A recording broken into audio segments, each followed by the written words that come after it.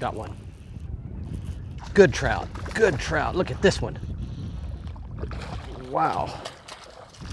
Man, look at that big daddy. That's a Kong right there. That's a big trout. Flopping around. Hold on, buddy. I got you. I got him in green. Man, welcome back, everybody. Fox Sports Outdoors.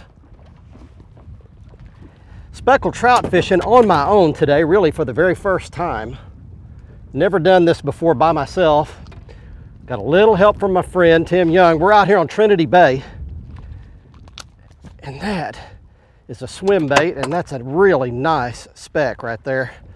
That fish is probably 24 inches, something in that class right there. Beautiful specimen, yellow mouth, and just ran up there and just chomped on that swim bait.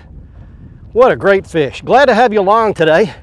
We're letting fish go back today, so let's bring him right over here and gently ease him back in the water.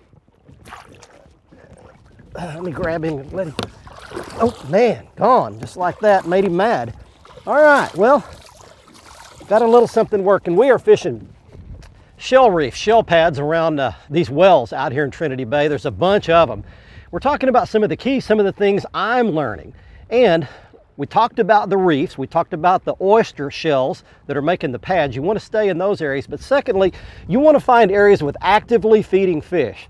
What I've learned is that you can't make a speckled trout bite most of the time. If he's not feeding, you're not going to catch him. You've got to find actively feeding fish, and the way you do that is find slicks. Now, a slick is a little small patch of oil that's on the surface of the water. What it is, all the bait fish that these fish are feeding on, these trout are eating, your shrimp, the mullet, every other kind of little bait fish that's swimming in here has a lot of oil in its system. And they got real sharp teeth, and when they chomp down on it, that oil squirts out in the water and it floats to the top and it makes a slick, a little sheen on top of the water. You can see them with your naked eye. It's a lot better if you have your Costa sunglasses on where you can get some polarization going, but you can see these slicks.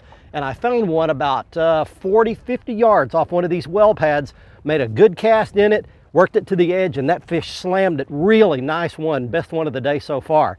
So you want to find actively feeding fish, look for these slicks on top of the water, cast around the edges and even right into the slick. Could mean speckled trout for you. I'm learning this as I go.